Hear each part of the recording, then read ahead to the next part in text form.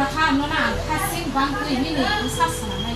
บางเรื่องนี่บอสส่งดิฉันก็บงค่ะราคานี่บอสส่งบางส่งทำสิ่งบอสส่งบางค่ะบอกใครจะราคาเราขายมันบ้างใครจะพี่นี่โลกิตมันบ้างบอกใครจะโน้บอร์มขายมันบ้างใครจะโน้บุษสันติบอสสันขายมันบ้างเอาเป็นบ้างพี่นี่ที่นี่คนเดียวราคาคนเดียวนี่พวกเรานี่ดูจังเพราะว่าให้เราสิ่งบ่คนเดียวคนเดียวใครใครคนเดียวใครใครแค่ครบเส้นก็ใครเป็นข้าวบ้าทำได้ไหมเนี่ย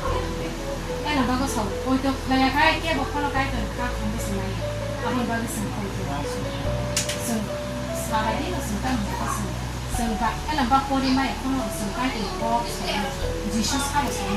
เอาเป็นบ้างสิ่งจิตชุ่มสิ่งวันสุดท้ายใครจะรู้สิ่งวันสุดท้ายซึ่งบ้างให้แค่ต่อมาหลังซึ่งอ้อสุดสันนิษฐานซึ่งสุดมาขั้นนี้ค่ะอาเมนแล้วก็จะต้องขอร้องตั้งอยู่แต่สุดนะให้บอกว่าใครจะสมัครขอร้อง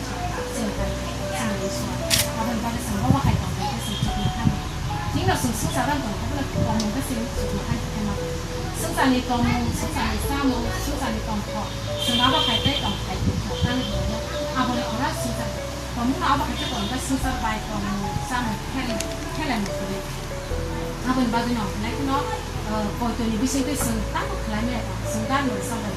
อันเดียวกันเลยมันจะชื่อไม่ใช่ไหมไล่ประมาณอาศัยพันธุ์ตะไคร้ต่อมานานบุษกับพันธุ์ค่ะอาบุนี่